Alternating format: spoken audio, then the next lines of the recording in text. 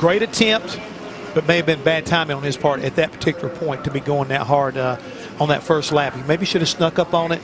He did make a great recovery, but even starting back here in 11th position, Hermie, I think he's going to have to be very patient not to get himself caught up in something, at least the early part of this race. Well, because what you got to remember, once this race starts, if I've got great track position and if I'm a smart driver, I'm going to hug the bottom of that racetrack. So if anybody's going to pass me, they're going to have to pass me on the outside.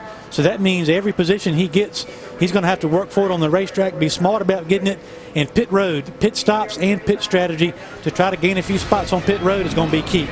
Timmy Hill had issues. Stenhouse Jr. has issues. Darrell Haar actually big issues. He's not running this race. Stenhouse Jr., your points leader, is going to start at 11 or in the 11th spot. And Elliott Sadler, currently second in points, will start 6th in that race. So those two battling for a championship will battle here at Phoenix International Raceway. Right after the commercial break, it will be Adam Alexander in Speed Center. Stay with us.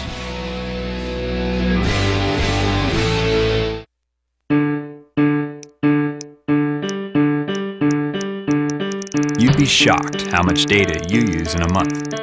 Email, status updates, finding your way, uploading photos, downloading an app, and another app. Kilobytes, megabytes, gigabytes, all stacking up until you reach your limit. And what happens if you go over? With Sprint, you don't have to worry. Only Sprint offers truly unlimited data.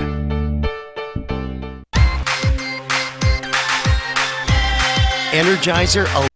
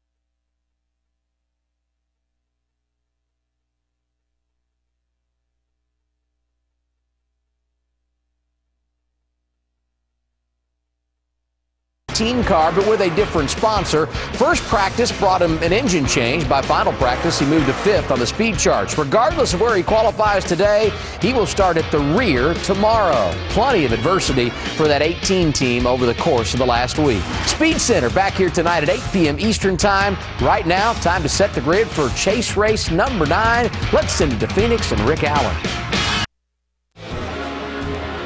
Just 2 races remain in the NASCAR Sprint Cup Series 2011 season. It's time to set the field for this race here at Phoenix International Raceway. 79 degrees, just partly cloudy skies, 69 degrees. 78 is what we're expecting as far as the high, the forecasted high for the area here in Avondale, Arizona.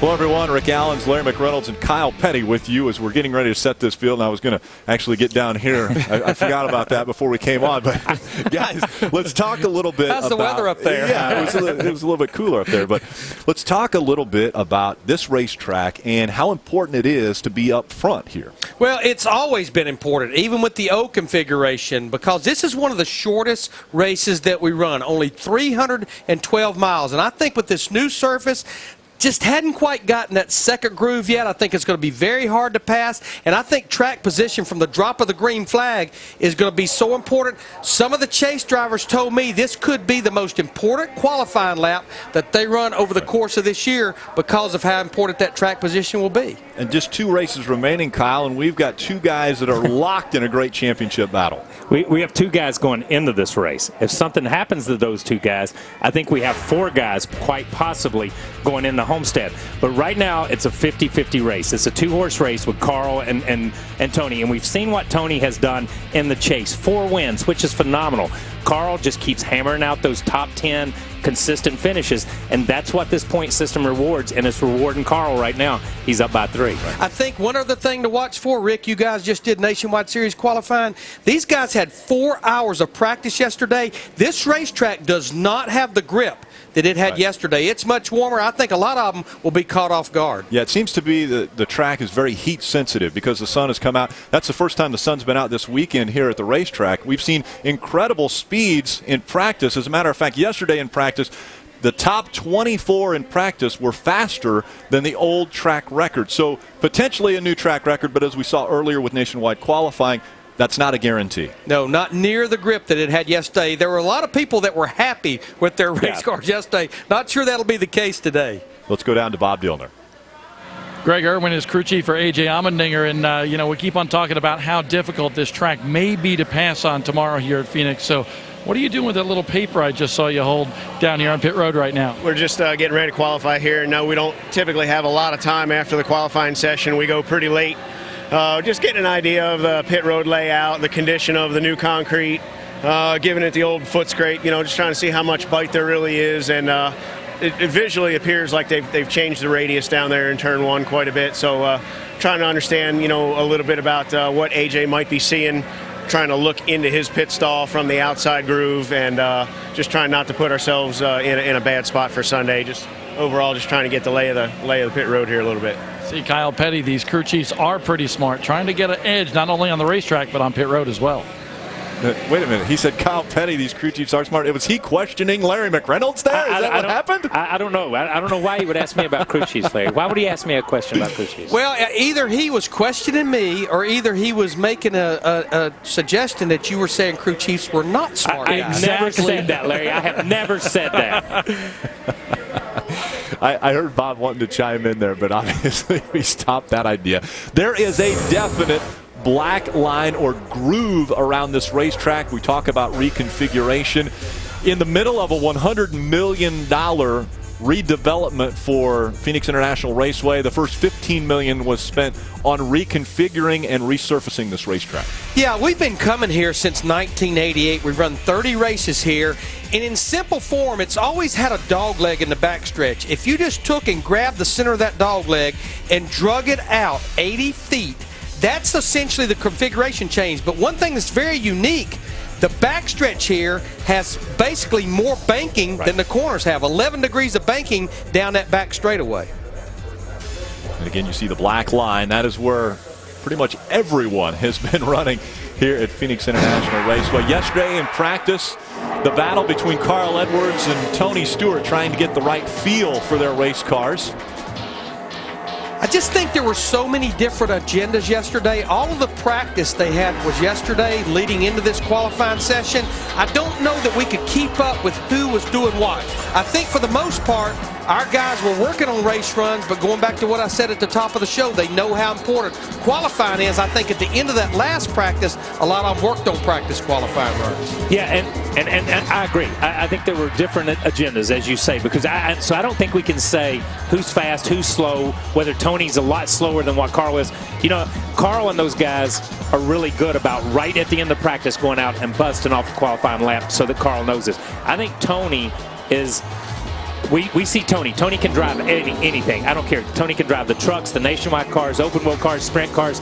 I think when you look at it, he adjusts incredibly well. So I give Tony a little bit of an edge to adjust into this track. Kyle Busch's troubles continued once he got here to Phoenix. The first time he tried to go out on the racetrack, that engine laid down, so they decided they would change the motor in the number 18 for interstate batteries, and he only got on the racetrack for maybe about 15 minutes in that first practice, and that's what determined our qualifying order. So it was a difficult day for Kyle Busch yesterday. No matter where he qualifies, because of that engine change, he will have to go to the rear of the field to start this 312-lap race tomorrow.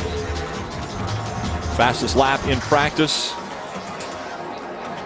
Couple different drivers. Paul Menard, one of those running very quick. He will actually go out fourth from the end in our qualifying session, but Paul Menard was fastest in that second practice yesterday. But we've seen Paul be fast so many times this year. I mean, how many times has he just snuck in there on the outside pole or the top 2 or 3?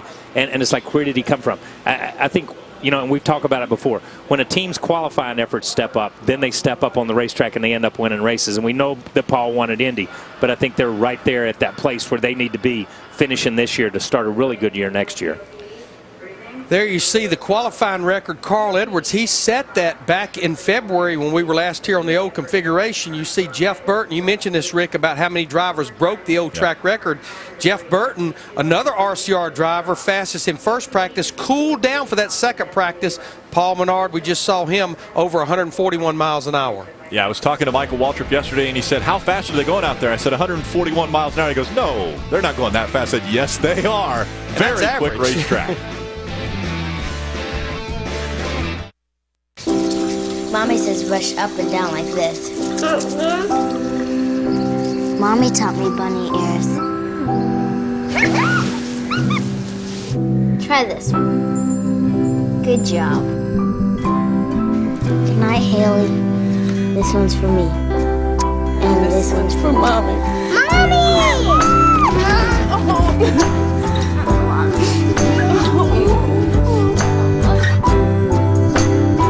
I also will my private jet, my island in the Maldives, and full control of the family business to my soulmate, Angel. Finally, to my only son, Chauncey, I bequeath my DirecTV and its vast collection of 6,000 shows and movies. Everybody loves getting something for free. Now get HD in every room, a whole home DVR upgrade, and 47 premium movie channels. All for free. Call 1-800-DirecTV. Hi, we're Ed and Dean Rowland from the band Collective Soul. We've had the privilege to visit and perform for our troops in the Middle East, Asia, and Africa to say thanks. Each year our friends at Golden Corral think our military too. We'd like to invite all former or active duty military to attend Golden Corral's free thank you dinner. While there, show your support with a donation to the Disabled American Veterans. So stop by Golden Corral for dinner and let us serve you.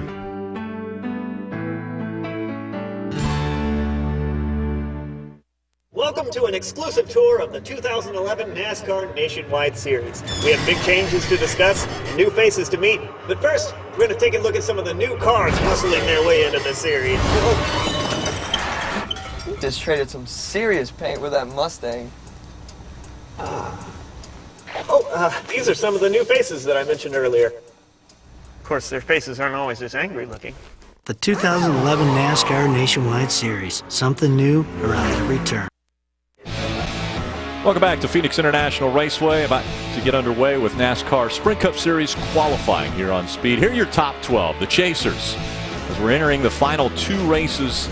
And you can't count them out completely, but Kevin Harvick, Matt Kenseth, Brad Keselowski outside looking in of the 2-man battle right now between Carl Edwards and Tony Stewart. Well, mathematically, Denny Hamlin, Kyle Busch, Ryan Newman, they are mathematically eliminated. The reason we only look from Matt Kenseth and up is you look at Brad Keselowski down through Jimmy Johnson and the rest of these drivers, they are more than 1 race behind Carl Edwards with only 2 races to go. Yeah, and this isn't baseball. You can't just make up a full game. You know what I mean? It's just not going to happen.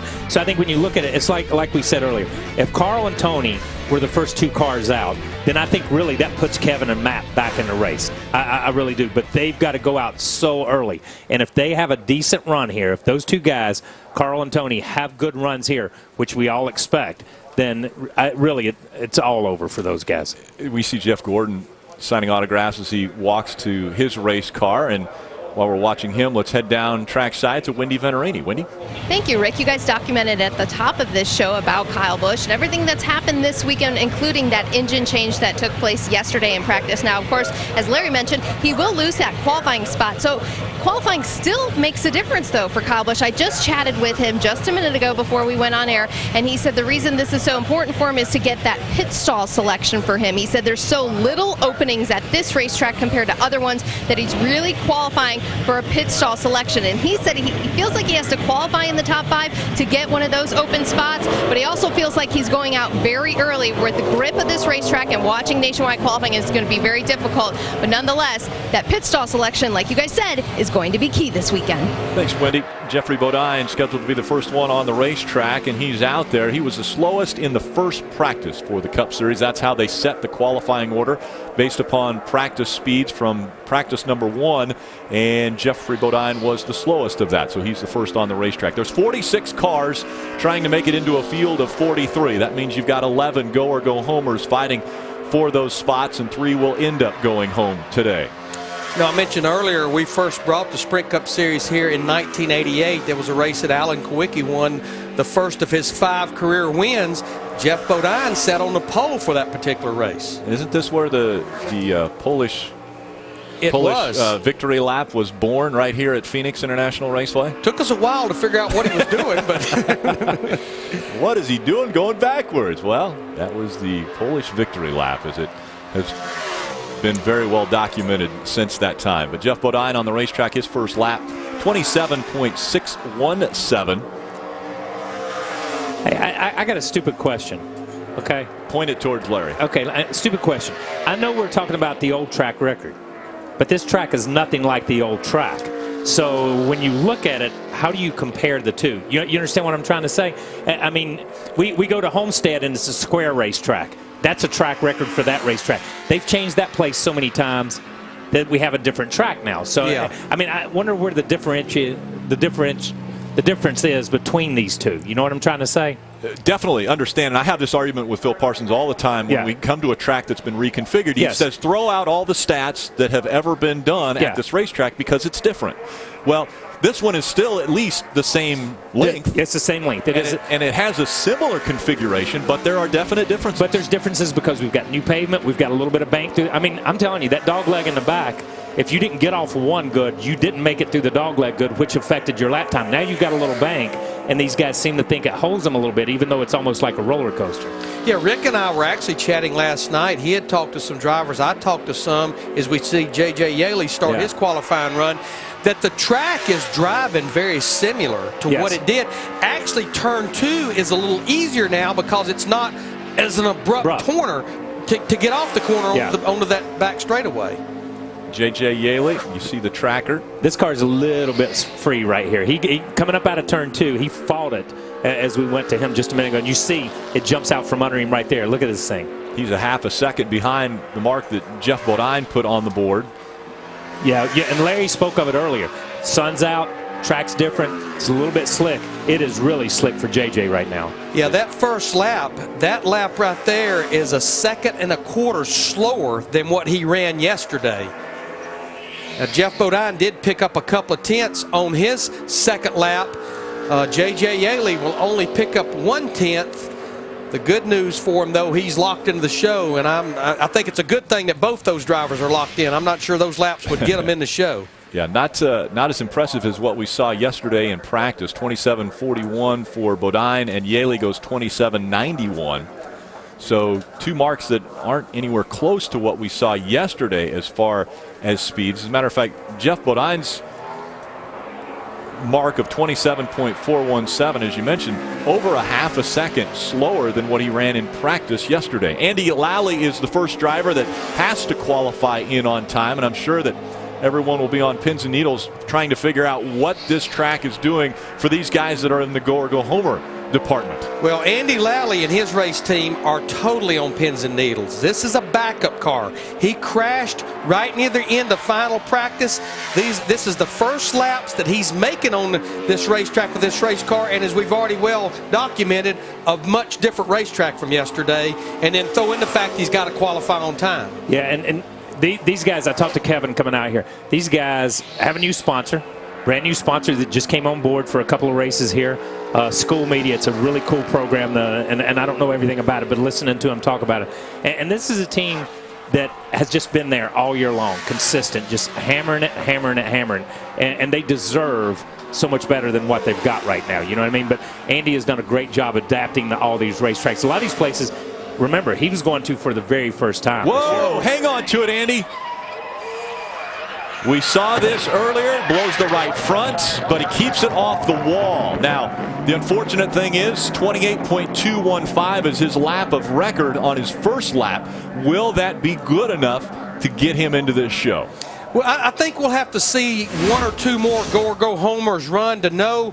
But Kyle had already pointed out this race car was so loose, and he's trying to pick up a little bit from that first lap. And knowing he's got to pick up from that first lap. And this racetrack must just be incredibly slick. You guys just did some of the practice or some of the nationwide qualifying. And when you look at this, this is a totally different racetrack than what these guys experienced yesterday. I'm going to tell you what, when things like this happen,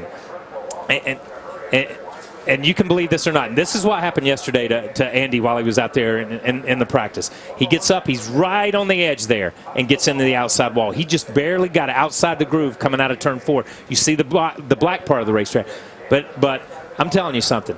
We're 3 cars into this qualifying session.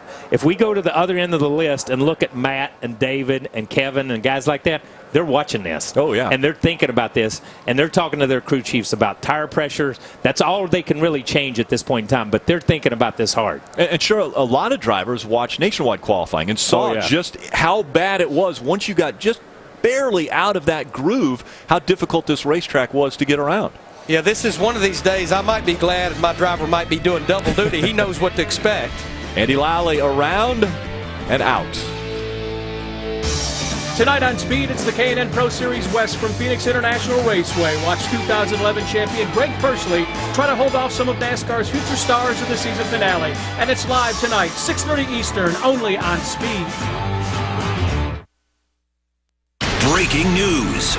Victory Lane, right after the Cup race from Phoenix finishes. Switch to Speed when the race is done, because we're just starting. Woo! Brand new time for Victory Lane, right when the race ends. There's a lot of talk out there about who makes the most dependable truck. Well, talk is cheap. Here's a fact for you. The Toyota Tundra received J.D. Power & Associates' most dependable large pickup 6 years in a row. Now that's a statement no other truck can make. The full-size Tundra from Toyota.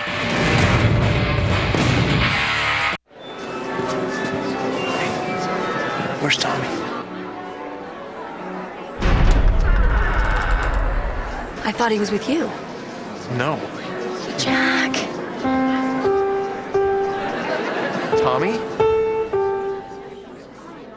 Go get him.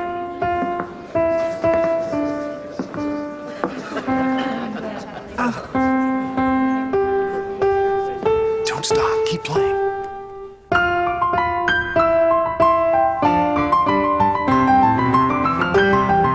Here we go. Here's the fun part.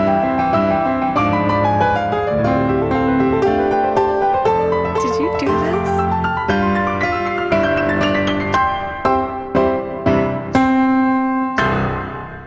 Great job. Encouragement. Pass it on. A message from the Foundation for a Better Life. Tomorrow, immediately following the Cup race from Phoenix, turn to Speed for NASCAR Victory Lane. Get expanded post-race coverage you can't find anywhere else. Watch NASCAR Victory Lane, fueled by Sunoco, at its new time. That's immediately following the Cup race right here on Speed. And welcome back to Phoenix International Raceway. Problems for Andy Lally. He has a difficult time getting out of turn number 4, blows the 2 right side tires. They bring the rollback out to take care of that race car. Let's go trackside to Wendy. Thank you, Rick. It's the Battle of the Beards down here. I know Jimmy's been sporting it, but it must be hunting season for Clint Boyer. Let's check in with Jimmy Johnson first. You just came down here. Clint had the advantage of running the Nationwide car. Did you ask him about the grip on that racetrack? A little bit. It seems like from watching television that a lot of guys are fighting loose and lack of grip, but it's so hard to really form opinions watching Nationwide and then going out there and doing it ourselves. So I'm going to listen to your interview with him when you ask that question and really get the truth out of him. Okay, well, take your pen and notepad and let's come over here and ask Clint Boyer, who's been on the racetrack. So, Clint, we do know the grip is a little bit different from yesterday. It's going to throw some drivers off, but you had the advantage of just coming off the track. Well, anytime you can get an advantage on somebody like Jimmy Johnson, you want to use it to the fullest. And I told him the track was absolute treacherous. May even try just 3rd gear. I don't even know if it's 4th gear material. So, definitely tighten your car up a bunch and be very, very cautious. Yeah, not a jokester here. Hey, what are you going? Are you a hunter? Because you don't usually have this beard. I've been hunting, going on the, Jimmy. It works for him. He's won when you put the beard on, how many championships in a row did you win? It was good for 2 or 3. You'll take 2 or that. 3. I'm good with 2 or 3. I'll probably just quit after that. Right. Won't even go after the 4. I do have to say it's amazing when I drive his dirt car, the amount of information he gives me when I'm in his equipment, and then what he's offering now for me to drive around in 3rd gear. It's so different when we're not in the same cars. Yeah, and I think he's lying to us on it. That never happens No, to it's the truth. reporters. The whole truth and nothing but the truth. Yeah, okay. Well, hey, guess what? A guy that's not sporting a beard besides these two, Carl Edwards, our points leader. And look at this. He's such a team player, pushing his car down the grid. And Carl, I had a chance to just chat with you in the Nationwide qualifying session. So you have an advantage because you know about this grip. What were you able to take away from that qualifying lap? Kind of hoping you'd help push there. There weren't too many guys pushing. I think you saw from Andy, this track's pretty slick. I think he did a good job for having no laps on that car. That was amazing to keep it off of the wall. But we just want to go out here. It's really important to get a good qualifying lap. We've talked about that a lot this weekend. And I think right now nobody really knows how the track's going to drive, not with these Cup cars. It's going to be interesting. So this is going to be one of the tougher qualifying days that we have. But Bob made good adjustments. I think if this sun stays out, it's only going to get hotter, so our draw is good. Kyle Busch mentioned the pit stall selection, and there's very little openings. How important is that for you this weekend? I don't know anything about the openings. I've got a really good pit crew. They've been doing a great job. Last week they were the best pit crew on pit road, and whatever we end up getting, I think they'll do a good job. And I still think there's going to be a lot of 2 tires, no tires, fuel only. I think pit road is going to be where this race is won or lost. All right, well, good luck this weekend. I'm not afraid to push the car, Bob, but fans are going to write in and want to come help on Carl's car now. Bob. Absolutely. From Clean Cut Carl, we go to Peach Fudge JJ right here, because you can see he's got the little peach fuzz right there. But more importantly, what did you tell me about your car in this racetrack during your qualifying run? So far, it's not been good. We've been struggling a little bit with this Vantford Fusion and just can't seem to get the car on the racetrack. And that's staying in the rubber. Once you get out of the rubber in that 2nd and 3rd groove, it's like ice. It's super slippery. So I think the race is going to be very interesting because if you get stuck in that outside groove, bad things can happen in a hurry. You got a really cool looking number 38 here, and I understand there is a great story behind that paint scheme here at Phoenix. Yes, there is. Scott Bates, who is a disabled veteran who has multiple sclerosis, is in a wheelchair, designed this car for this weekend. Being Veterans Weekend, it's a great story. Scott uses a device he wears on his head. He cannot use his arms, and he can design an entire paint scheme through the same kind of device like you use on a Wii through Photoshop. So it's very cool, the fact that he has the determination to continue on and do such cool things. We've got him and his entire family here this weekend to be a part of Vamped and this race here at PIR. So a great weekend. Hopefully we can get this car figured out so we'll be good on Sunday, because right now we're still missing a little bit of something. An awesome story, guys. And of course, Veterans Day weekend this weekend, we want to pay tribute to everybody that has served our country. And continues to serve, Bob. Well said. And a beautiful paint job on the side of that 38. You see Andy Lowley's car back on the rollback, so they'll take that into the garage, and we will get qualifying back underway when we return here on Speed. NASCAR Race Day powers into Phoenix. We'll break down the heavyweight title fight between Edwards and Stewart and tell you who has the edge at PIR. NASCAR Race Day, built by the Home Depot, Sunday at noon Eastern, live on Speed. How could we make the KFC Famous Bowl even more famous? We put bacon on it. Wow, another one for the Colonel. Introducing the new KFC Cheesy Bacon Bowl. Try it right now for only $3.99. Today tastes so good. When it's your meal ticket. When it's your statement. Protect it with Prestone. Engineering lasting relationships between cars and owners since 1927. When you own it, Prestone it. Introducing the ultimate gas grill for race fans and gearheads alike. Hot Rod Grills. The only full-scale engine-style gas grill on the market, built with a realistic engine look. Manufactured with die-cast aluminum heads and block, lid, and body. Perfectly cooked steaks and burgers at your next barbecue or tailgating event with Hot Rod Grills. This professionally built gas grill sports 2 stainless steel tube burners, electric igniter, stainless steel cooking tray, and a professional-grade temperature gauge. To order, go to hotrodgrills.com or call toll-free 877-74-GRILL. Order now and get free shipping and handling.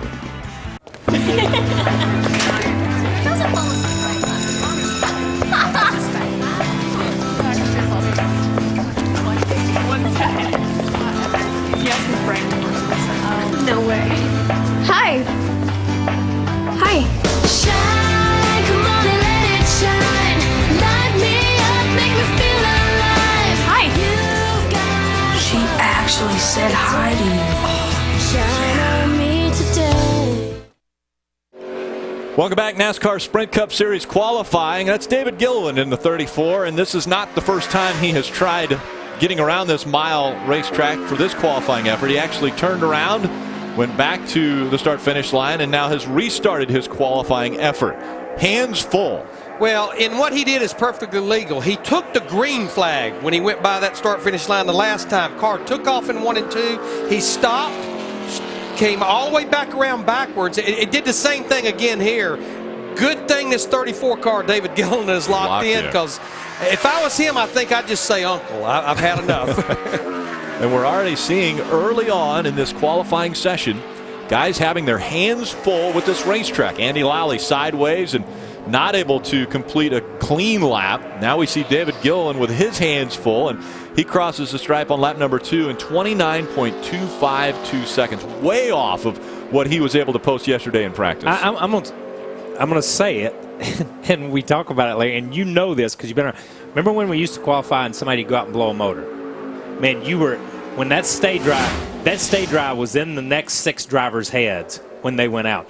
What we're seeing here from these first 5 or 6 cars, we've heard all these drivers from Jimmy Johnson and Carl and these guys talk about it as we see the 34, a replay of his first lap. And this is legal, but this racetrack's in these drivers' heads right now. I don't care. And I don't care if Carl Edwards went out and made a nationwide lap and has that knowledge.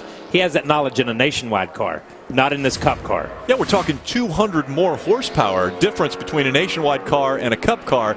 And that almost might be a disadvantage in a qualifying situation, because all that horsepower, if you can't hook it up to the racing surface, all you're going to do is give yourself a lot slicker race car. These guys are incredibly free. As we watch here, these guys are incredibly free getting in the corner. They're turning back to the right. Almost every car that we've seen go so far puts a little bit of wheel back into the right. But we've heard these guys, and Scott Riggs, good first lap, and one of the better first laps. But you watch the right front wheel there, that's better through 1 and 2. But we've heard these guys talk about this racetrack as they ran yesterday. It got tighter and tighter and tighter.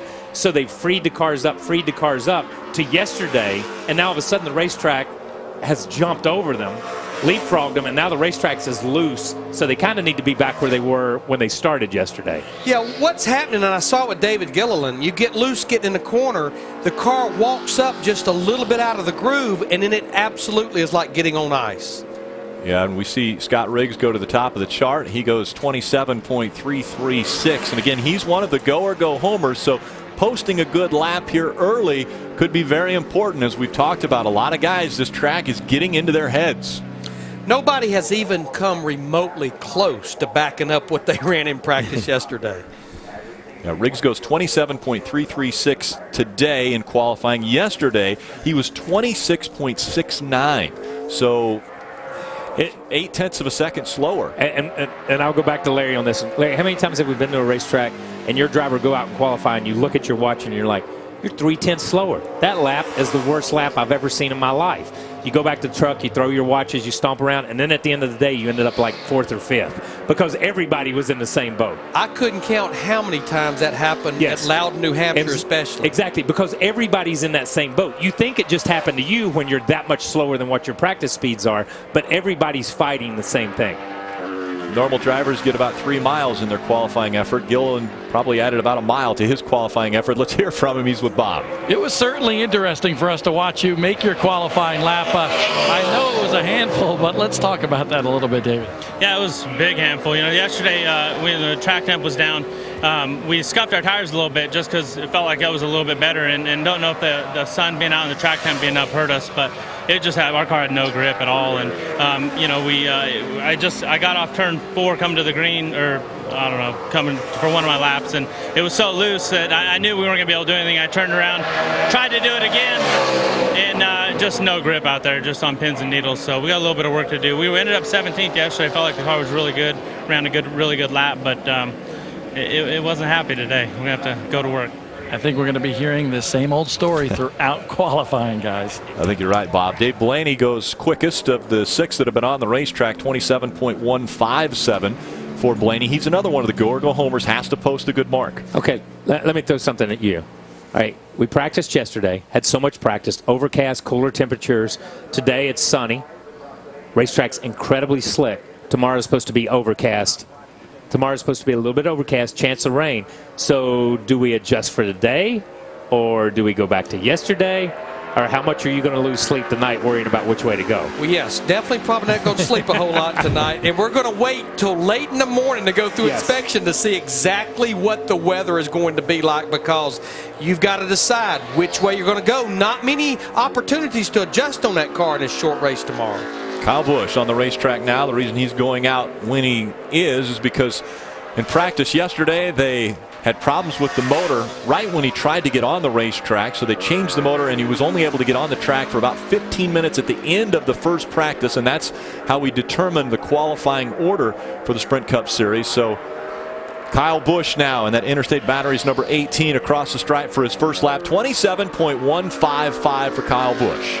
You know, I think all has been said that can be said about the whole Kyle Busch situation, but the one thing I would like to point out is you notice Interstate Batteries is on this car. This has been a sponsor with Joe Gibbs for 20 years. M&M Mars elected to come off the car for the final 2 races. They will return next year.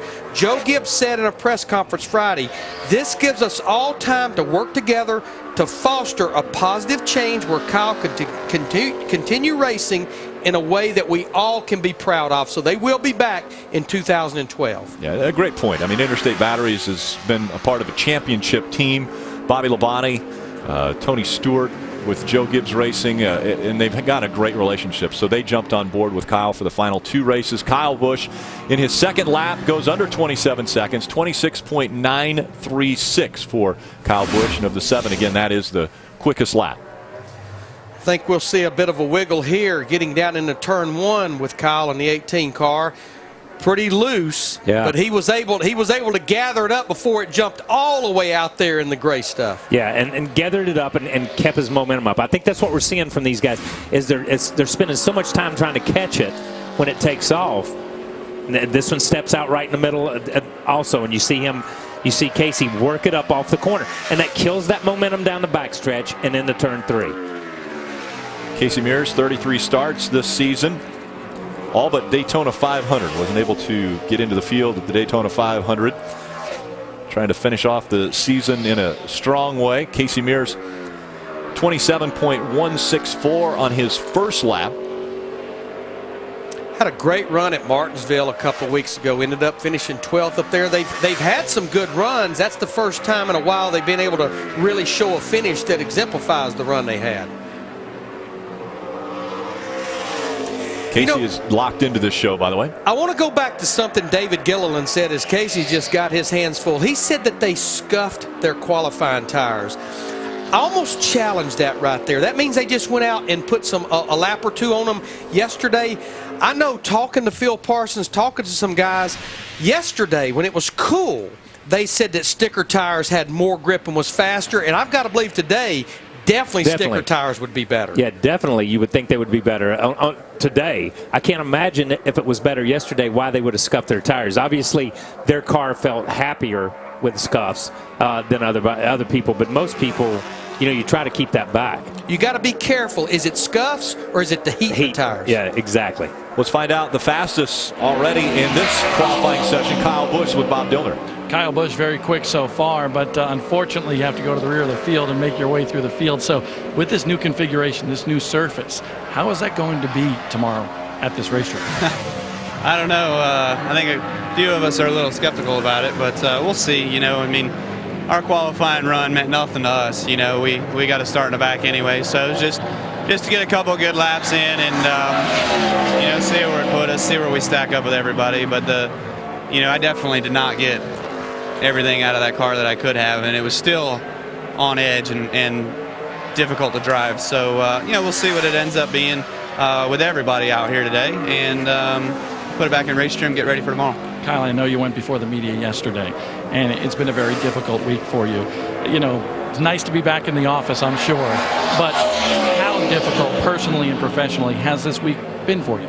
I think it's self-explanatory, Bob, but most importantly, I can't say enough about my guys and everybody on this Joe Gibbs Racing team with Interstate Batteries and Toyota and all the folks that are here with us this weekend, and my team guys, everybody always says our team works so hard. I mean, I think they've proven that they've working harder than anybody else out here, and with last week, and then of course having to change an engine first thing yesterday, and doing everything that we did to get it back up to speed yesterday during practice to at least get time on the racetrack in the first session, to get some notes put together and some plans for the second session, so that helped us a lot. Certainly be interesting to watch Kyle come through the field tomorrow here in Phoenix. Thanks, Bob. Jeff Gordon, he is fast as 26.689. I think the track record may fall today. Track record only 26.395.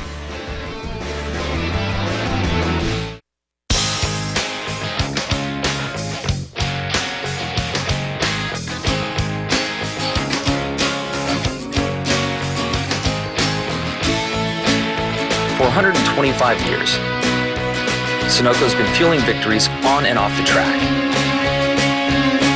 Why? Because winning is the greatest feeling in the world.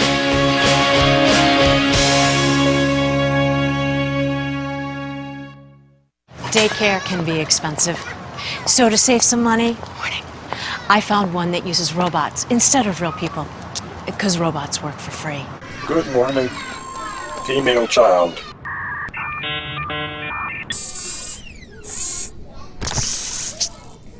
Are there flaws? Maybe. There's an easier way to save. Get online, go to geico.com, get a quote. 15 minutes could save you 15% or more on car insurance. When a moment suddenly turns romantic, men with erectile dysfunction can be more confident in their ability to be ready with Cialis for daily use. Even if it doesn't happen every day, you can be ready anytime the moment's right because you take a clinically proven low-dose tablet every day.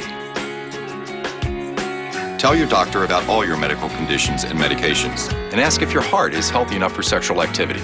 Don't take Cialis if you take nitrates for chest pain, as this may cause an unsafe drop in blood pressure. Do not drink alcohol in excess with Cialis. Side effects may include headache, upset stomach, delayed backache, or muscle ache. To avoid long-term injury, seek immediate medical help for an erection lasting more than 4 hours. If you have any sudden decrease or loss in hearing or vision, stop taking Cialis and call your doctor right away. Ask your doctor if Cialis for daily use is right for you. For a 30-tablet free trial offer, go to Cialis.com. Welcome to Las Vegas. Yeah, NASCAR is back all right. Be there when the NASCAR Sprint Cup Series Champions Week celebration returns to Las Vegas. Welcome back. NASCAR Sprint Cup Series qualifying continuing. Now on the racetrack, the 46 of Scott Speed, another one of the go-or-go homers. He's got to get in on speed and time, and he does. He goes second quick on his first lap, 26.694. Second lap, does he pick it up? No, he actually slows down almost 2/10 of a second.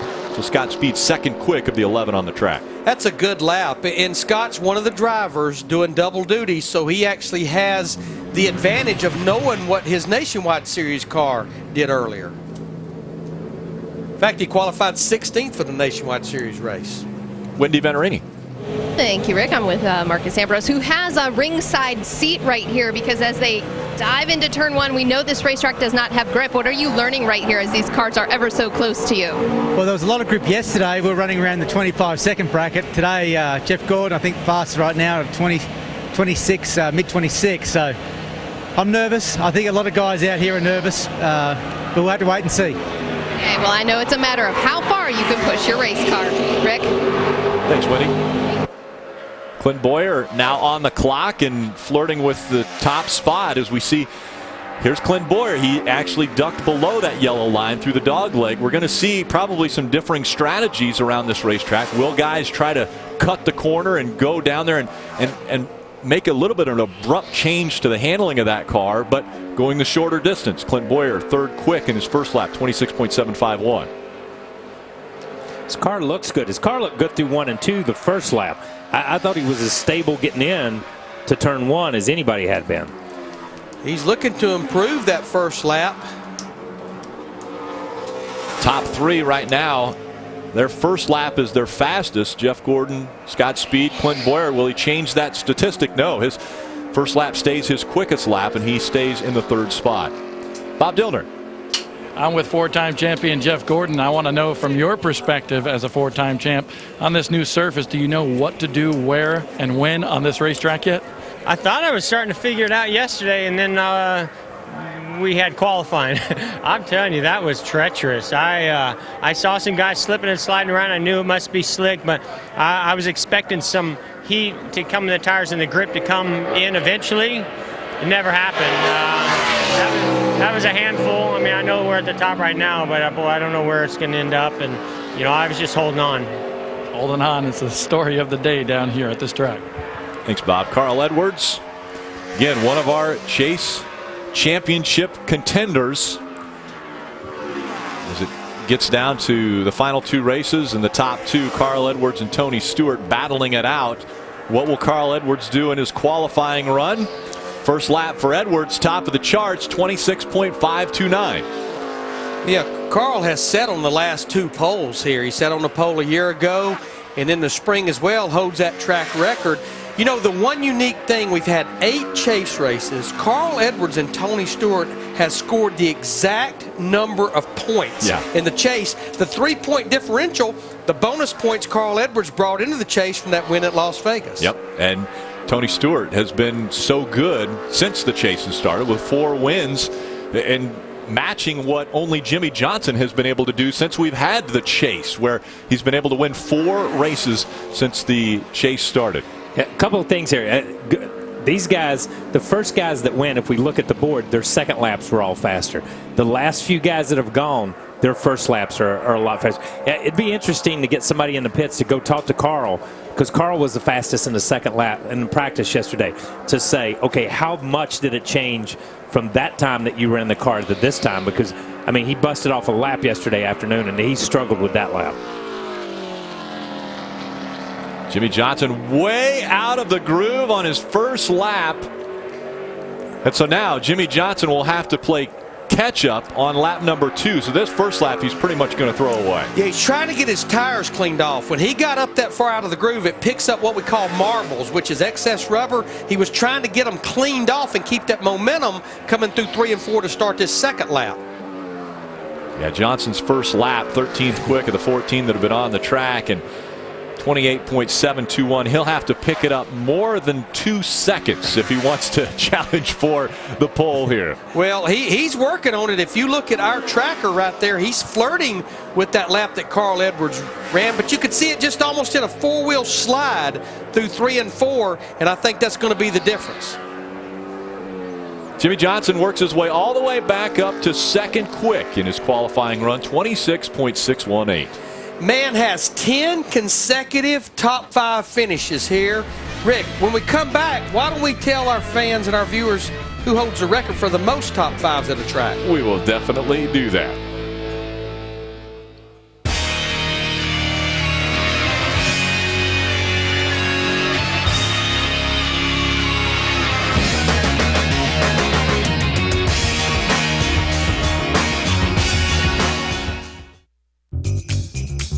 Just how many appliances are on our wish lists? Because this season, the timing couldn't be better.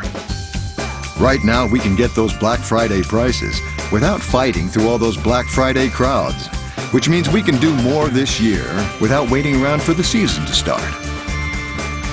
More saving, more doing. That's the power of the Home Depot. Why wait for Black Friday? This refrigerator is already just $1,298.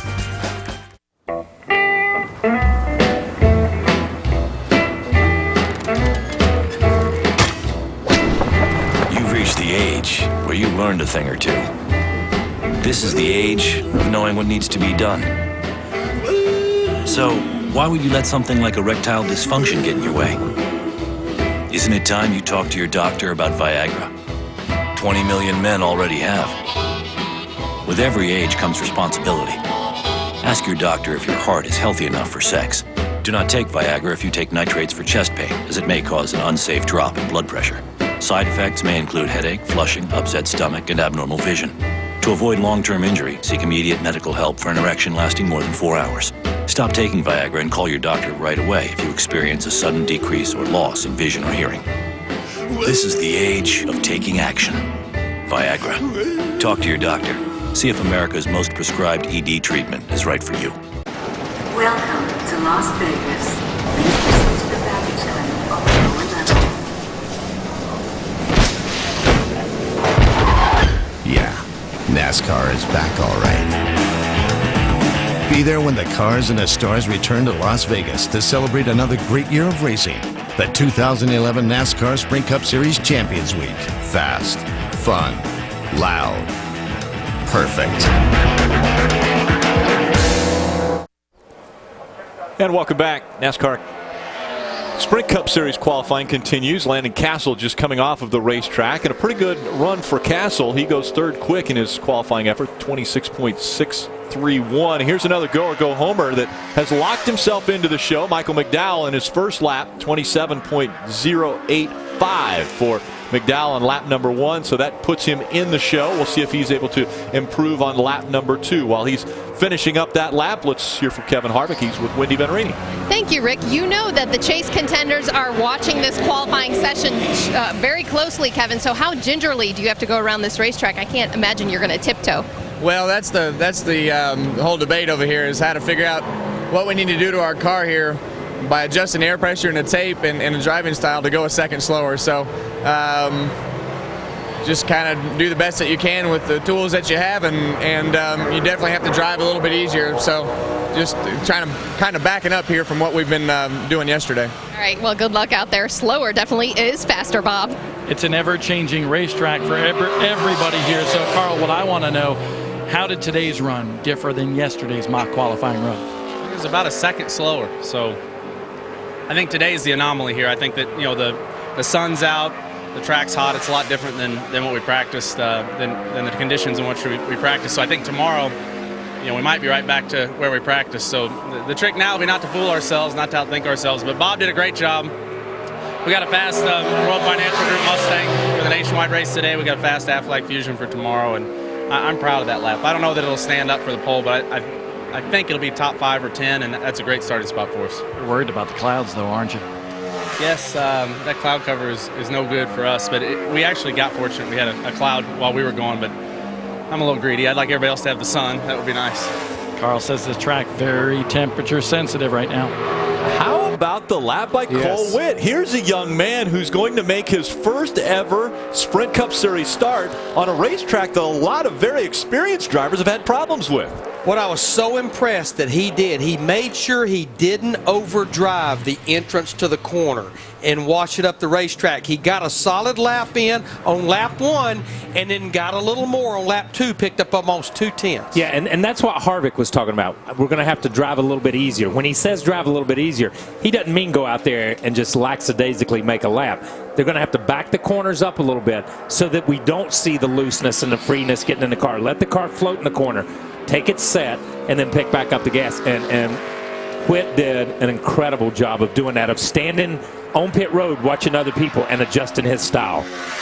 Now it's Dale Earnhardt Jr.'s turn to take on Phoenix. Dale's been fairly good at this racetrack, and he looked good in practice sessions yesterday. And I think Dale's had 2 really good races. His last 2 races have been, they've stepped it up a notch.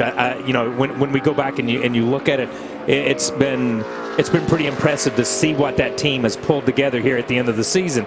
And I think Dale, talking to him, that gives those guys a lot of momentum going into next year. They've got 2 more races. If they can finish out these 2 strong, it'll be a big boost for them going into 2012. I believe this track is getting better, or maybe as Carl Edwards pointed out, it's starting to get that little bit of cloud covering, because Dale Earnhardt Jr. was 7th quickest on lap 1, picks it up to 5th quickest, picks up about a 1/10.5 on lap 2, so good lap for Dale Jr.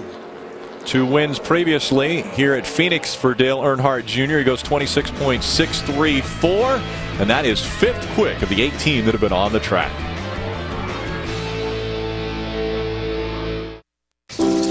Mommy says brush up and down like this.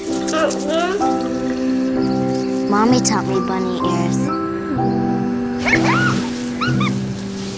Try this one. Good job. Good night, Haley. This one's for me. And this one's for Mommy.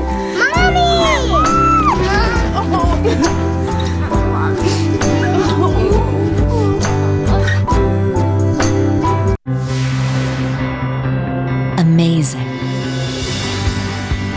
inspiring, breathtaking. Every chase, every race. This is Magnavox. See what you've been missing. Magnavox, engineered in Japan by Funai.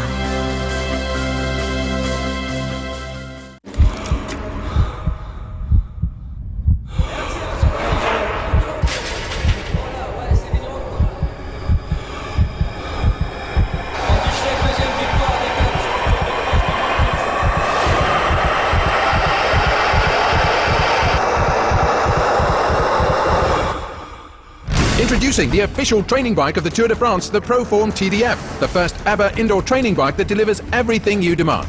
A 20% incline and a 20% decline, so you'll experience exactly what the road does. Because it's powered by Google Maps, you choose the road and the TDF follows it.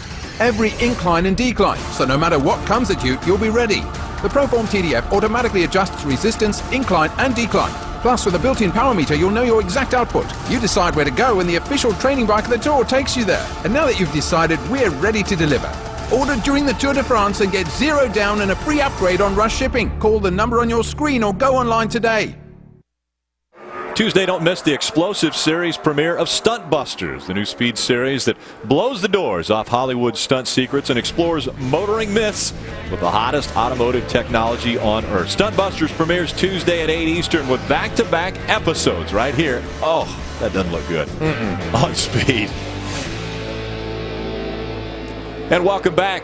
Qualifying continues for the Sprint Cup Series. Now it's Robbie Gordon on the racetrack. Stremme went out and he was 16th quick, and that means that he is now a car behind the car that's on the bubble in the Go-Or-Go Homers. Robbie Gordon locks himself in at 26.760 on lap number 1 and picks it up on 2, goes all the way up to 4th quick. Good lap. Really good lap. Bob Dillner. Lap number 2 was very much the one that Jimmy Johnson needed to get back up into the top 10 during qualifying here. But that first lap, is this like a puzzle for you guys to figure out this new configuration of this racetrack this weekend? Yeah, it really is. And, you know, we were part of that first Goodyear tire test and came back for the regular test knowing how loose it was, and it wasn't as loose as we expected. Came back again for this weekend, expecting it to be loose, and it wasn't.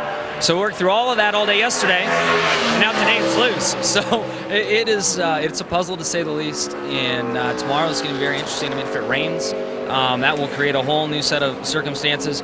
But either way, you're going to have an adjustable race car. And we need something big to happen for us to get back in the championship battle. And we got a cool paint scheme on the race car, and maybe that's going to bring some luck, and something big will happen tomorrow, and we can get back in this. Hey, that first lap tomorrow, how anxious will that lap be? I know that I'm going to be calm. I hope the guys around me are. That will probably dictate what happens. But I think, tonight's nationwide race will help. We'll all form an opinion of how sketchy things are and take it from there. A lot of people are going to be watching that nationwide race here today at Phoenix, guys. Couple blue ovals on top of the charts now. Marcus Ambrose goes in front of Carl Edwards, 26.517 for Ambrose on lap number 1. Edwards wasn't able to pick it up on lap 2. Can Ambrose improve on 2? He does. He goes 26.411. We're now just within 0.2 of a second of the old track record. So Marcus Ambrose, fastest of the 21 that have been on the track. Brad Keselowski still to go out on the track. I also will my private jet, my island in the Maldives, and full control of the family business to my soulmate, Angel. Finally, to my only son, Chauncey, I bequeath my DirecTV and its vast collection of 6,000 shows and movies. Everybody loves getting something for free. Now get HD in every room, a whole home DVR upgrade, and 47 premium movie channels. All for free.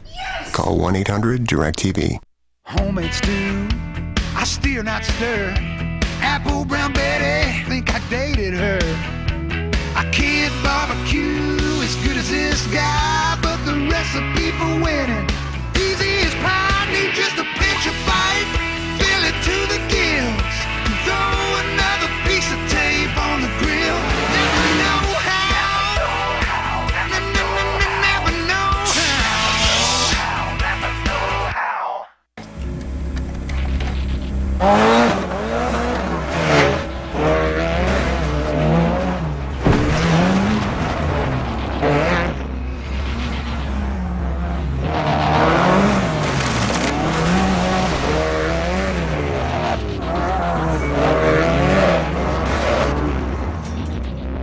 The Android-powered Casio G's1 Commando. Shock resistant, water resistant, life resistant. Welcome back. Mike Skinner locks himself in, and Andy Lally now is out in this qualifying session. Let's hear from Brad Keselowski. He is sort of sitting by with Wendy Venturini. Yeah, that's right. He's getting strapped in just moments away from the qualifying session. Brad, how much is this like cramming for an exam? I know you were on the radio. You're watching Sprint Vision. Before you get in the car, how much have you learned? Well, the track's been changing so much since we've been here, Wendy, and it's changed yet again this morning. So we're seeing right now it's really slick. We saw Jimmy Johnson, now it looks like Jay McMurray about to spin out in turn 1, and just got to run a good, smooth lap, and hopefully the Miller Lite team has put enough grip in the car where we can go fast. All right, well, good luck to Brad. You know what I love about these drivers? The play-by-play that they give us live as they see it during our interviews. He had a bird's eye view of it. We saw Scott Speed call it earlier as far as Darrell Haar getting into the wall earlier in the Nationwide Series. And now Brad Keselowski calling Jamie McMurray's little bobble in turn numbers 1 and 2. So he adjusted that time. You know, before we get too much deeper, we tease, so we need to pay off. And I think I want to go over to my buddy here, Kyle Petty. We talked about Jimmy Johnson having 10 consecutive top 5 finishes. Yes. What driver holds the record for the most consecutive top 5s at a racetrack? Oh, at a racetrack? Yeah, not Phoenix, but any racetrack. all racetracks. You're very close to him. I would be close to him. He's your dad. Oh, okay. You looked at Larry like, well, I'm standing next to you, and you're not a driver. Wait a second. Where are we? Maybe not proximity, but in relation. Jamie McMurray goes second quick, and like we heard Brad Keselowski say, he had his hands full on lap number 1, 26.469 on lap 2. And this is going in the corner, and that's the hard part for a driver. A driver a lot of times can recover when you're under power. because when you're under power, you can modulate it with the throttle, and you can drive it with the throttle and with the steering wheel. When you're going in, you're just trying to get the thing low down, and when the rear end is trying to come around, there's no steering wheel on the rear of these cars, okay? You can only turn the front tires. Well, it messes that corner up, kills the back straightaway, and then you're so apprehensive going into 3 and 4, it just destroys that lap. But yeah, Richard Petty, 16 consecutive top 5 finishes at North Wilkesboro. No way. Yep. That's huge. That is huge. That's big. 8 years of top 5 finishes. Of top 5 finishes. That's huge. Hey, you know what? I mean, that's a decent mark, but yeah, what else did he do? I'm still thinking the 200 wins. That's pretty impressive. I'm still amazing when I told Kyle he's close to him, he gave me a deer in the headlight look. Well, he looked at you, and then he didn't even look at me. He knew not to even look in my direction, but he looked at you like, well, what are you talking about? I didn't know what he was talking about. I'm sorry. Bobby Labonte on the racetrack for his qualifying run. His first lap, 26.947, and lap number 2, he picks it up to 26.793. He is 12th quickest. You know, I'm going to go back to something Larry said earlier in the day. How frustrating and how much pressure is there right now down there? You said it. This may quite possibly be the most important qualifying session of the year, and then the track's throwing a screw. Yeah. Throwing the curveball at these guys. It's a very difficult racetrack to get your hands on right now, and a lot of crew chiefs scratching their heads.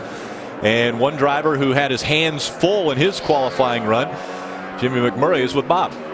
All right, Jamie McMurray, what would you compare that lap to? Not very good lap. It's man, you stand down there and you watch everybody drive into turn 1, and you see them all get loose and chase the car. But when it comes to qualifying, you kind of have to go for it and give it a shot. And I drove in there the first lap, and I thought I was going to make it initially when I got on the brakes, but as the car got down towards the line, it just got out from underneath me, and it's really hard to explain to people that are watching this on TV that when you get out of that black zone, it goes from being able to run like a 26-second lap to about a 50-second lap. It's just really slick. But that was a good recovery. I'm disappointed because I really thought we had a shot at the pole and had a really good car all weekend, so that's disappointing. But our McDonald Chevy's been good, and there'll be some big pit strategy happen today, I think. By the way, guys, the sun back out. Yeah, and that's not a happy sight for a lot of drivers. And Happy Harvick in the 29 goes 11th quick at 26.715. So I'm sure a disappointing qualifying run for Kevin Harvick. Again, 11th quick. He's won here twice, swept both races in 2006. See if he can get back in this title hunt. Dad, a big giant bee! Get it! Hang on, Pumpkin. Oh, bad call, Dad. Hey, sweetie, guess what? The bees came back and I broke the phone. No, that was unrelated. You know what? Why don't you call it to see if it works? Pretty sure it's broken. Probably right. Looks like we're in new phone territory. When it's on your mind, it's on eBay.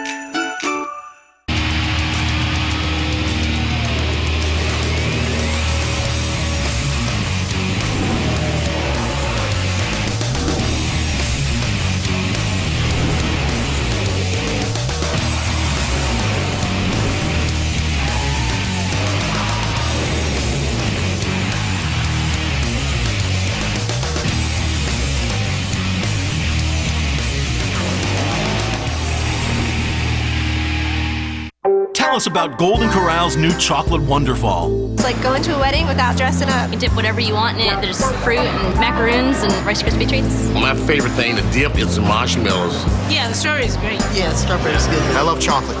Always have since I was a little kid. Only Golden Corral would introduce the indulgently delicious chocolate Wonderfall for the same low price. One word, awesome. It made my jaw drop. Golden Corral. Now this is helping yourself to happiness. Just outside of Memphis, a barbecue joint. Not the best known, just the best. The Germantown Commissary. The walls are cluttered with famous folks who've shared the secret. Where to find the best damn ribs south of Mason-Dixon. Another secret we're sharing? Evan Williams Bourbon. This is the smooth stuff, the good stuff. Evan Williams. Smooth bourbon. Priced right. Spread the word. Sprint brings you an inside look at what is happening now inside the NASCAR Sprint Cup Series. How about Marcus Ambrose, the fastest in this qualifying session? 136.307 miles per hour. He is, well, not extremely close to, but pretty close to our qualifying record. Joe Nemechek, 14th quick. 26.837 on lap number 1. Again, for more NASCAR stats, in-car audio, and live race radio, check out NASCAR Sprint Cup Mobile at sprint.com/speed. Wendy Venerini. Oh, hang on. Sorry, you go ahead, Wendy. I was trying to tell the 55 of Quapple to hang on. And that was close because he bumped in right there. Yeah, I'm sure we have a lot of close calls out there. Martin Truex Jr. sat on the pole in 2009, but Martin, how do you change your attack of your qualifying lap now that you've watched everything? Well, I'd say you have to change it a lot just from yesterday, let alone the old track. So we'll just have to see. We've had a good run here lately with our Napa Toyota guys. Been doing a nice job, and hopefully we'll have a little bit of grip out there today. Well, good luck to Martin. You know, guys, that everything that's going through these drivers' heads is because what if they're watching to their competitors, what's happening out there. And that was close right there. Travis Quapple actually had to race his way in and did it. He locks himself into this show. He was 18th quick, and that means that Scott Riggs will not race. His first lap was not going to get him in. He knew he had to go or go home, and that's what he did on that lap 2. Picked it up on lap number 2. Brad Keselowski now on the clock in the Miller Lite Dodge. Got to believe Brad is still a little timid about this racetrack. We had an open test here about a month and a half ago. They crashed not one but 2 cars during that 2-day test. Yeah, then you throw the sun into a situation where yesterday it was cloudy, overcast. They felt like they had a lot of grip. Everybody was running strongly. Brad was actually under the track record yesterday in practice, and now today he goes 26.585, which is 4th quick, but still quite a bit off of what he was able to run in practice yesterday. You know, we look at Brad, he sits there 5th in the points, but what a tale of 2 tapes these 8 chase races. 4 top 5s, but then 4 finishes outside the top 15. That puts him 49 points back. Yeah, pretty impressive end of the season for Brad Keselowski. Tony Stewart looking to get up to the top of the points. So did you see the schedule yet? I did. It's pretty awesome. Now we get to actually show people what it is that we train so hard to do. Just another day at the office. Paid to play, can't complain.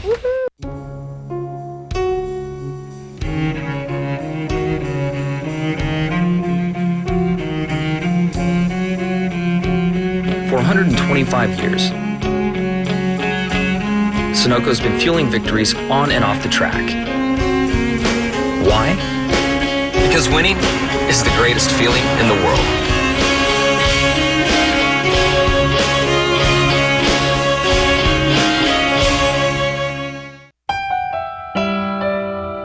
Life. Thursday, unsuspecting motorists will get ambushed at the pump and given the chance to win cold hard cash. Don't miss the series premiere of Pumped. That's Thursday, 9 p.m. Eastern, right here on Speed. I just want to watch to see why that couple are there in her wedding gown. You know what I mean? I mean, who stops on the church to get Hey, we're on the about way to church? run out of gas, honey. We got to pull over. We got to go. We're going to have to get some petrol here. Joey Logano on the clock now. His first lap, 13th quick, 26.696. Now, Brian Vickers, while we were at break, he had a great qualifying run. It came on his first lap at a 26.62. He's 6th quickest. He becomes the fastest Toyota so far. Yeah, manufacturers pretty evenly distributed up in the top 10. A Ford up top, McMurray driving the Chevrolet, then a Ford of Edwards. The Dodge of Brad Keselowski, and Jimmy Johnson with a Chevy there in 5th. And then, as you mentioned, Vickers and Witt with 2 Toyotas, 6th and 7th. And really, I don't think we can say enough about the qualifying effort of Cole Witt. No, I don't think so either. He's in the top 10. He's right now 7th. This will be his first ever Cup start. And he's right there with a team car. And that says a lot. You know, Brian gets as much out of that car as he can. You can see where Witt did the same thing. And even though Cole Witt, as we watched Greg Biffle start his qualifying run, he's run the full NASCAR Camping World Truck Series schedule. He only has, I think, a couple of Nationwide Series starts, including here a year ago.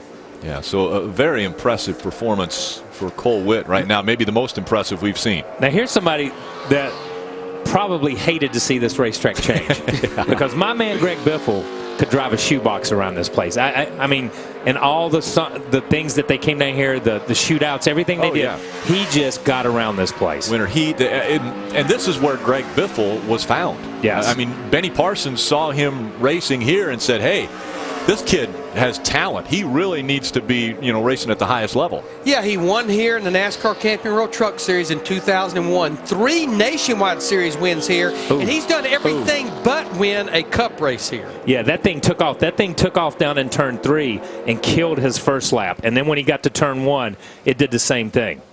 So Biffle's one and done. He goes 16th quick on his first lap. Yeah, if you were watching the tracker, you saw him. But watch him right here. Watch his hands go back to the. You can see his hands turn back to the right. He's still almost up on the straightaway when this thing starts to get free on him. Right here, he's already chasing it, and he's up the racetrack. But I keep going back to Cole Witt's run. We keep talking about Cole Witt. He made sure, I saw it on the tracker, he backed off way early getting in the corner. He made sure that car didn't get loose and didn't walk up the racetrack with him. Yeah, impressive run for the young man. Now we've got Mark Martin on the racetrack. Mark flirting with a top 5 starting position. And Mark Martin, Lance McGrew, they just want a solid run here tomorrow because they have finished 19th or worse in the last 4 races, going back Texas, Martinsville, Talladega, in the last 4 races in this chase. Second quick for Mark Martin on lap number 1, 26.455. And you would tend to believe that what we have here as far as conditions would fit Mark Martin because he doesn't charge a corner. No, he doesn't. Yeah, Mark lets off at the start-finish line to get in the corner a lot of time. But, and you saw it. We saw it on that first lap. You saw the tracker go in the turn 1, but then pick up coming down the backstretch where he got off of it easy, got back to the gas, and drove it, and made basically a longer straightaway out of it going down the back chute. Mark's second lap just not as quick as first lap, so 26.455 will be the lap of record for Mark Martin. And again, that is second quick. Mark has won at this racetrack twice, and actually in 2 different decades. One back in 1993, and then 2009 was back in victory lane here. Denny Hamlin takes to the very tricky 1-mile racetrack, Phoenix International Raceway. We see him out of the groove right there trying to get up to speed. Not sure what that was all about. Well, I think he decided, I'm going to give up on this one. Let's try again. I know, but you hate to spin your flat spot your tires and stuff and spin it. But you know it is. But I was just thinking as Denny comes off turn 2, what a difference a year makes. We come into this race last year, and he is the dominant car in the chase. He is the dominant car of the year. And you look at it, and now these guys are just there. Let's take another look at what's going on here. See, if he had kept those tires spinning, I would have thought he was trying to put heat in. Yeah, that's what I wanted to see. That's what I was wanting to see. He knew he had not a good 3 and 4 come to take the green, and he decided to abort it right there. And that's what I wanted to see. Did he keep those tires moving? He did not.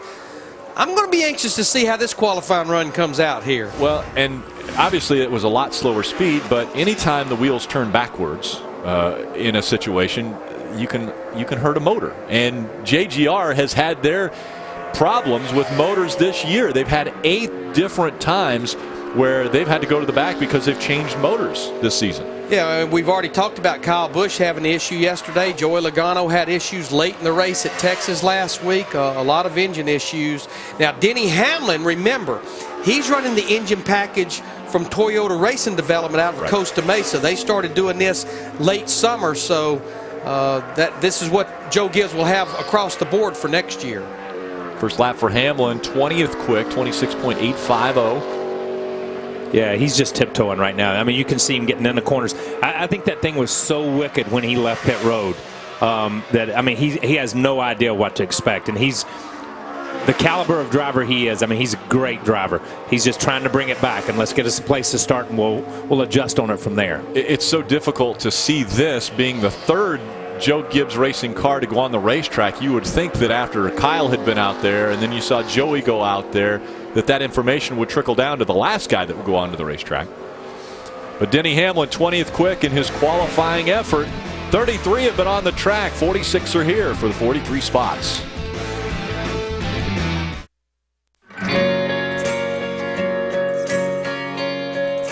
A simple gesture can spark romance anytime. And when it does, men with erectile dysfunction can be more confident in their ability to be ready with Cialis for daily use. Cialis for daily use is a clinically proven low-dose tablet you take every day, so you can be ready anytime the moment's right, even if it's not every day. Tell your doctor about all your medical conditions and medications, and ask if your heart is healthy enough for sexual activity. Don't take Cialis if you take nitrates for chest pain, as this may cause an unsafe drop in blood pressure. Do not drink alcohol in excess with Cialis. Side effects may include headache, upset stomach, delayed backache, or muscle ache. To avoid long-term injury, seek immediate medical help for an erection lasting more than 4 hours. If you have any sudden decrease or loss in hearing or vision, stop taking Cialis and call your doctor right away. Ask your doctor if Cialis for daily use is right for you. For a 30-tablet free trial offer, go to Cialis.com. Amazing. Inspiring.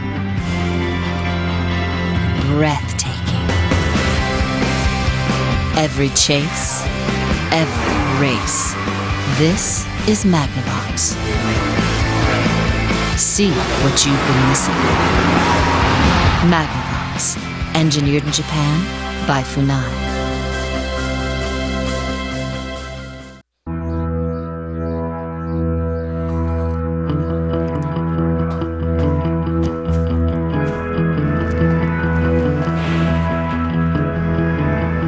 There's a new team in the garage. NASCAR and the American farmer are working together to introduce American ethanol. A renewable energy solution that is the right choice for the future of our sport, our country, and our planet. It's a brand new race day. Tonight on Speed, it's the K&N Pro Series West from Phoenix International Raceway. Watch 2011 champion Greg Pursley try to hold off some of NASCAR's future stars in the season finale. And it's live tonight, 6:30 Eastern, only on Speed. Welcome back. Martin Truex Jr. just coming off the racetrack for his qualifying effort. Another impressive first lap. 26.455 for Truex Jr. That put him third quick in the qualifying order. Regan Smith on the racetrack now. That Furniture Row, number 78. His first lap, 23rd quick. We have 11 drivers to go, and I know when we interviewed Carl Edwards a while ago, he wanted all the drivers to enjoy the sun as he got to enjoy it. And the sun did pop back out, which could be Marcus Ambrose's best friend right now. Carl was thinking that his lap may stay top 5. Well, right now he's dropped to that 5th spot, so he is right on the bubble of a top 5 spot. Wendy Venturini. And I'm telling you, we have prime location seats for this qualifying session. I'm with David Rudiman. David, have you been able to figure out in watching qualifying exactly how much give you're going to have on that racetrack? Because it's so different from practice yesterday. Yeah, it certainly is a lot different, but it looks like anybody who tries to get in a little high and cut across looks like it starts to get them into problems. So most of the guys have been fast, try to get in a little lower, it appears. But we had some cloud cover, now it's gone again. So there's a lot of stuff changing from what we had yesterday to today. So it's just kind of a guessing game at this point. All right, I'm sure everybody's in the same boat, though. But no doubt you want that sun to stay behind the clouds as Tony Stewart rolls by us.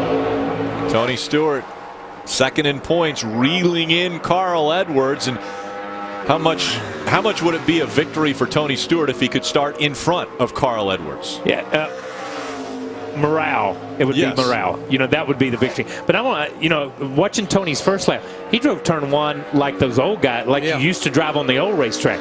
He went right down to the bottom of the racetrack and almost cut the yellow line because you used to have to drop your left side below that. Right now, he's out-qualified Carl Edwards. He is 5th, and Carl Edwards is 6th, losing a little ground here. Tony Stewart is the St. Louis Cardinals of NASCAR. In mid-August, great analogy. Nobody had an idea that he was even going to exist, but I think he had the same analogy as the St. Louis Cardinals. It's not how you make the playoffs, it's what you do when you get there. What you do once you get in there. So Tony Stewart knocks Carl Edwards out of that top 5 starting spot. And remember, the odd-numbered starters will start on the inside, and the guys on the outside, obviously, right now, Stewart would be on the inside of Edwards, and and a slick racetrack. I saw where Kenny Wallace tweeted, I would rather be qualify fifth than qualify second here this week. You know what I mean? Because they truly believe that inside line is going to be the place to go. Yep. Kurt Busch on the clock now in his number 22 Pennzoil Dodge. Good run through 1 and 2. His teammate Brad Keselowski is 7th right now, and that's about where Kurt Busch is flirting with on his first lap here.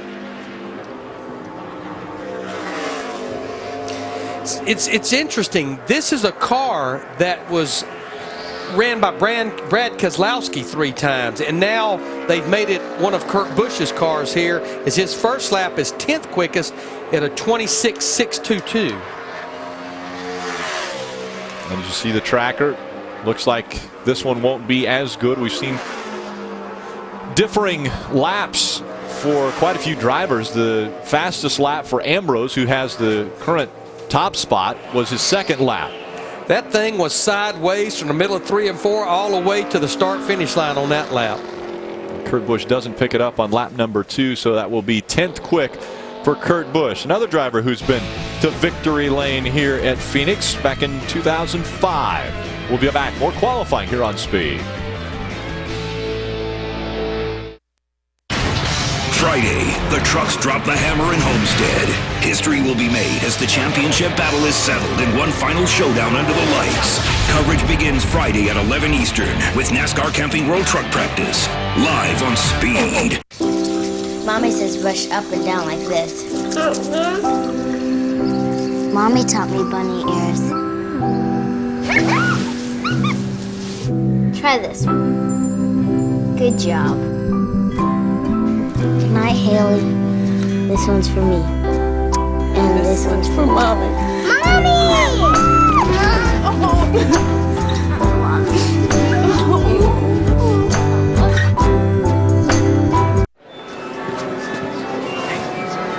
Where's Tommy?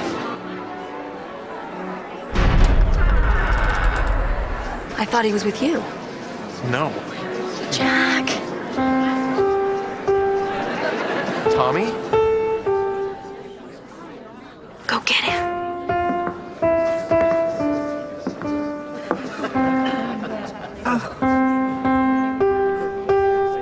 Don't stop. Keep playing.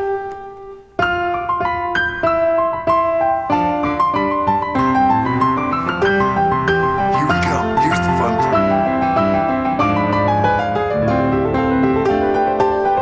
Did you do this?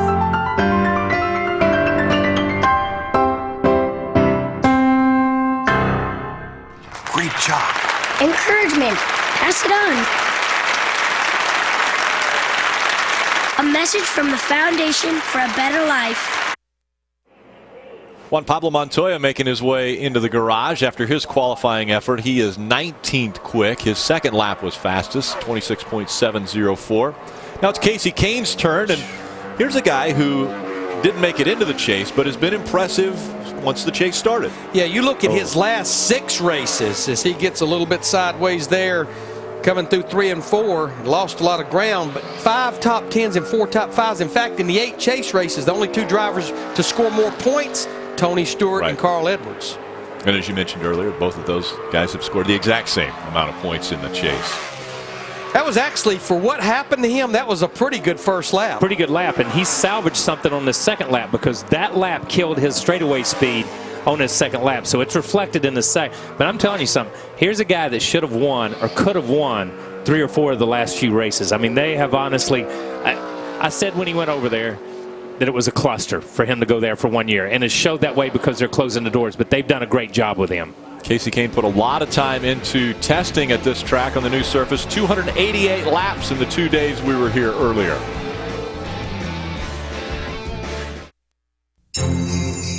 Remember when Christmas was magical? Let's get back there. Santa's Wonderland at Bass Pro Shops has what we've all been missing, with the arcades, elves, and even a free picture with Santa. Homemade stew, I steer not stir. Apple brown Betty, think I dated her. I can't barbecue as good as this guy, but the recipe for winning easy as pie. Need just a pinch of bite, fill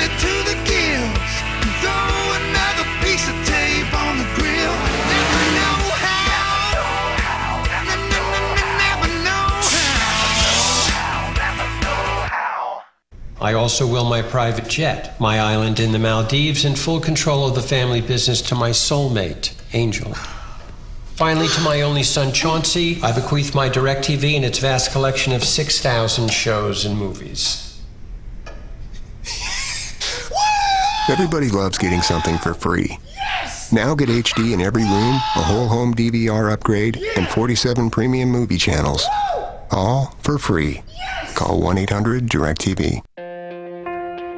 This is where young men can stake their claim, and battle-tested veterans can redeem a lifetime spent behind the wheel. Makes history. This is how we discovered it's possible for greatness to be annually renewed. It's where outsiders become heroes, and heroes become legends. This is an opportunity to not only seize history, but become a part of it. It's just 30 minutes from my garage. 10 miles from the shop. It's right down the road from where we train. We're in the heart of NASCAR country. We're in the hub. NASCAR Race Hub, Monday through Thursday nights at 6 Eastern. Only on Speed, the Motorsports Authority. So did you see the schedule yet? I did. It's pretty awesome. Now we get to actually show people what it is that we train so hard to do. Just another day at the office. Paid to play, can't complain. This copyrighted telecast may not be reproduced, retransmitted, or used in any form without the authorized written consent of NASCAR Broadcasting. NASCAR would like to thank all of our loyal fans for your continued support, and we hope you enjoyed today's broadcast. Welcome back to Phoenix International Raceway. There is the fastest car in qualifying. A.J. Allmendinger just climbing out of that race car, and he went 26.384, bumping his teammate down a spot. So two Fords on top of the scoring pylon now, as we see David Rudiman, who's really racing for a job right now, and he is sixth quick in his qualifying run. And between those last two cars, Larry, we saw two totally different things. Rudiman got the most out of his car on the first lap and loses 2 or 3 tenths on the second lap. AJ, on the other hand, does it kind of more like a Jimmy Johnson, where you throw away that first lap a little bit and then hammer it the second lap. Going back to A.J. Allmendinger, and right now we've still got 6 drivers to go. But Richard Petty Motorsports occupying the front row. I know back in the summer we were talking about the turnaround that Penske Racing made, but what a turnaround that Richard Petty Motorsports has made. They are just building that momentum. Ending 2011, getting ready for 2012. Remember, A.J. Allmendinger is about the only driver in the top 25 that's never won a Sprint Cup Series race.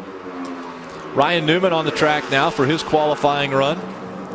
The Rocket Man has started first at this racetrack 4 times. Will he threaten for the pole? Not on his first lap, he won't. 26.854. He had a decent lap going on his first lap until he started up off turn 2. And got a little free, so you don't know whether he just said, okay, let me lay off the tires a little bit and make another run at turn 3 and do something. And he actually chased it up the racetrack that time and used every bit of asphalt that was out there, late exit of 2. I think this may be a better lap than lap 1, but not what he was looking for. Yeah, disappointing qualifying effort for Ryan Newman, 26.764. That is 26th quick. This will be his worst starting position at Phoenix.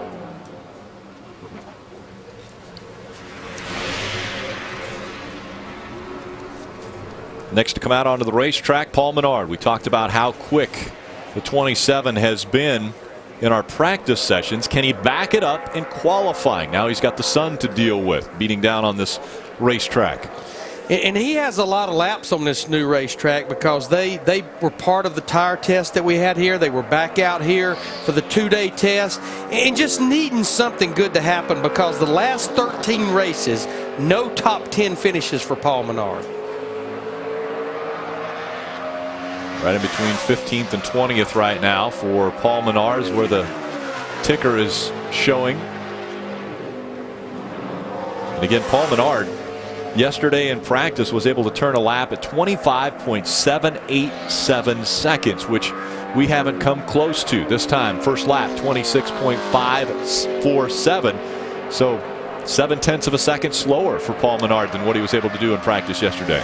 He lost so much from the middle of 1 and 2 off the corner on this second lap. He's not even going to come close back to what he ran on that first lap. It doesn't look like. See the car just, the back of the race car is just not in the racetrack, just sliding around. Second lap a little bit slower for Paul Menard.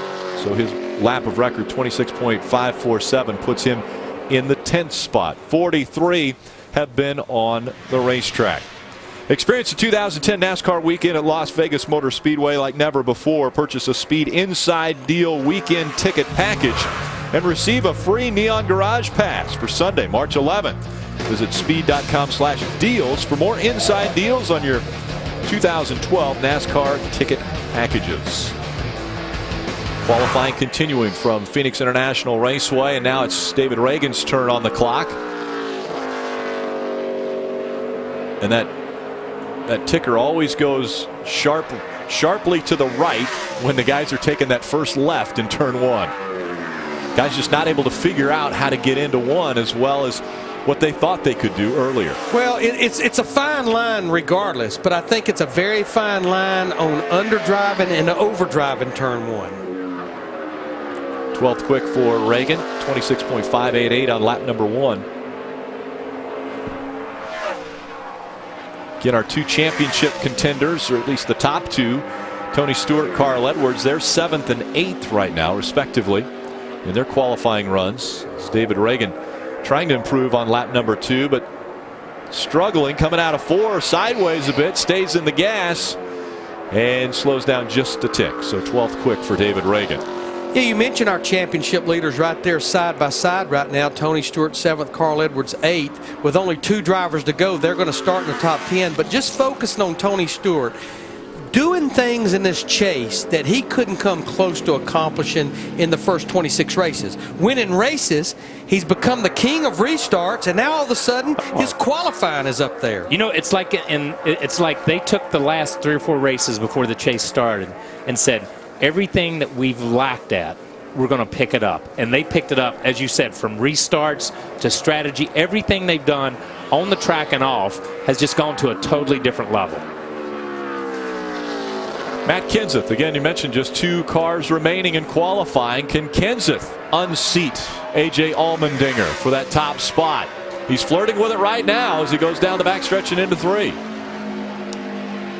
If you look at the little blue box, it's just sitting there right there about a half a tenth quicker, and it looks like he got that good run. He's going to better it by a tenth. He didn't get to the track record, but he goes to the top of the charts. He is very close to the track record here at Phoenix. 26.258 for Matt Kenseth. One and done. I think what he is saying, Jeff Burton, if you can beat it, have at it. It's yours. You can have that track record. But we talk about how slick this place is, and that's all it seems like we've talked about. Matt is one of those drivers that can adjust like that. He might have a mark on the racetrack that he wants to drive to, but when the racetrack gets slicker, the racetrack changes, he adjusts his style. And I think Matt had the advantage of sitting and watching everybody else go and saying, this is what I need to do. We'll see if Jeff Burton learned as he takes his Chevrolet out onto the racetrack. Again, top 3 qualifiers so far have been driving the blue oval. The Fords have been dominant here in qualifying. It's almost like he had to pedal it off turn 2. You could see the tracker getting better in the middle of 1 and 2 and then really going the wrong direction. This first lap's not going to be anything what Jeff Burton's looking for. Trying to pick it up, keeps the momentum up. His first lap, 14th quick. Can he pick up 0.4 of a second and take the pole away from Matt Kenseth? The ticker is not saying it's going to happen. Slowing down on the second lap is Jeff Burton.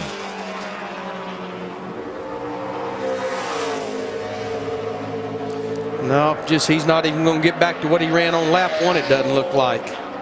Jeff Burton slows down on lap number 2. His first lap puts him 14th quick. That means Matt Kenseth has grabbed his 7th Sprint Cup Series pole in his 435th start. And that's right, 7th.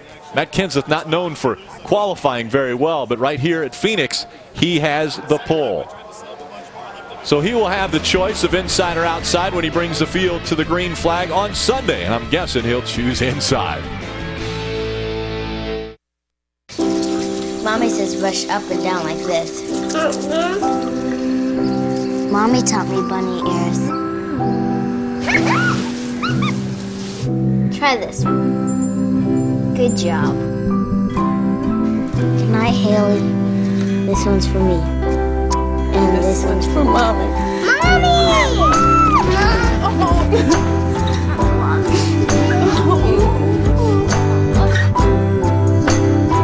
I also will my private jet, my island in the Maldives, and full control of the family business to my soulmate, Angel. Finally, to my only son, Chauncey, I bequeath my DirecTV and its vast collection of 6,000 shows and movies. Everybody loves getting something for free. Now get HD in every room, a whole home DVR upgrade, and 47 premium movie channels. All for free. Call 1-800-DirecTV. Hi, we're Ed and Dean Rowland from the band Collective Soul. We've had the privilege to visit and perform for our troops in the Middle East, Asia, and Africa to say thanks. Each year our friends at Golden Corral thank our military too. We'd like to invite all former or active duty military to attend Golden Corral's free thank you dinner. While there, show your support with a donation to the Disabled American Veterans. So stop by Golden Corral for dinner and let us serve you.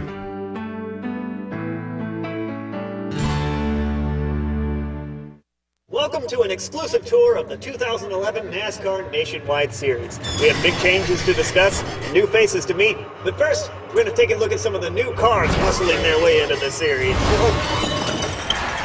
We just traded some serious paint with that Mustang. These are some of the new faces that I mentioned earlier. Of course, their faces aren't always this angry looking. The 2011 NASCAR Nationwide Series. Something new around every turn.